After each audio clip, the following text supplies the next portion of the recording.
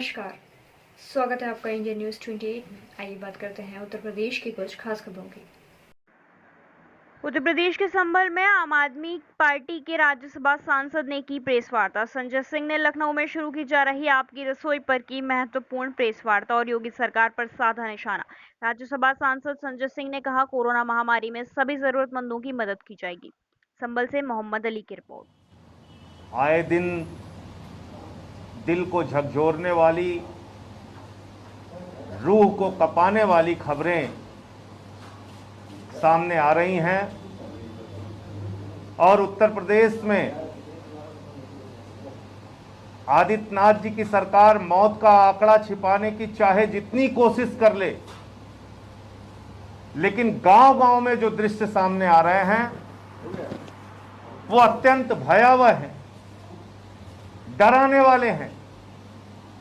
वो फिर चाहे कानपुर हो, चाहे उन्नाव हो, चाहे लखनऊ के आसपास के गांव हो, बलिया हो, गाजीपुर हो, प्रयागराज के आसपास के गांव हो, बिजनौर के गांव हो, सुल्तानपुर हो, फैजाबाद हो, उत्तर प्रदेश के लगभग हर जिले के गांवों की स्थितियों का अगर आप आकलन करेंगे तो गांव-गांव में इस वक्त कोरोना के कारण लोगों की मौत हो रही है।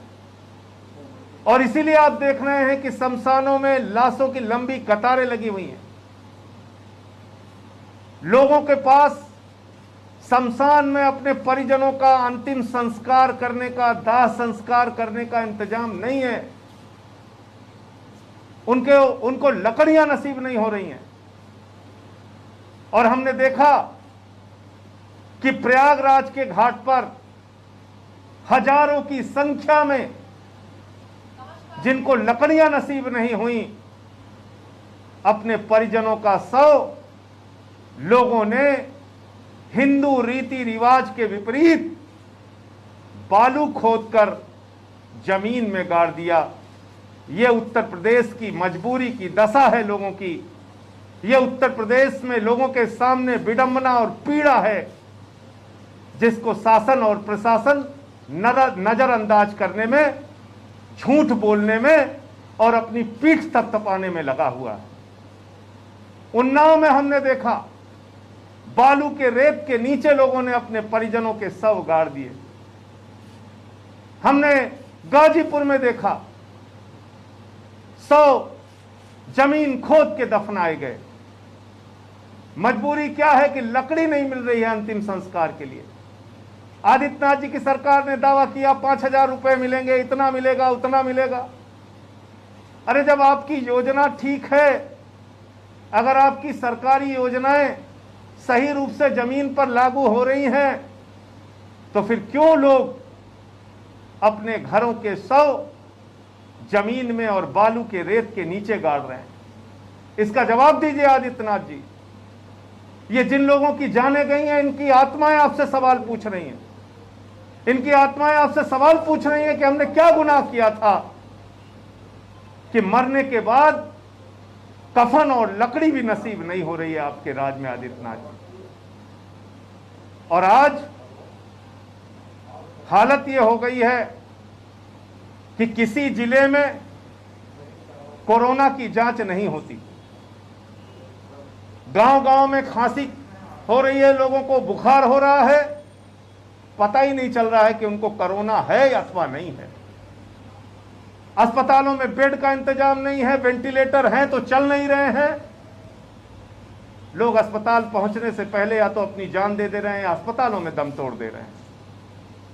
मैं मांग करता हूं उत्तर प्रदेश की सरकार से, बगैर विलंब किए 75 जिलों में और उत्तर प्रदेश के सभी ब्लॉक के अंदर कोरोना के जांच केंद्र खोले जाएं।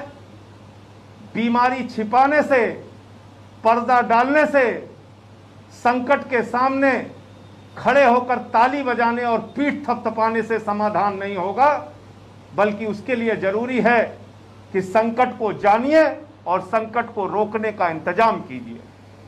हर जिले और हर ब्लॉक के अंदर कोरोना के जांच की व्यवस्था की जाए, जांच केंद्र बनाए जाए जहां पे एंटीजन और आरटीपीसीआर की जांच हो सके, लोगों को पता चल सके कि उनको कोरोना है अथवा नहीं है, और उसके हिसाब से वो अपना दवा और इलाज करा सके। नंबर 1। दूसरी बात, एम्बुलेंस की समस्या और दाह संस्कार की समस्या।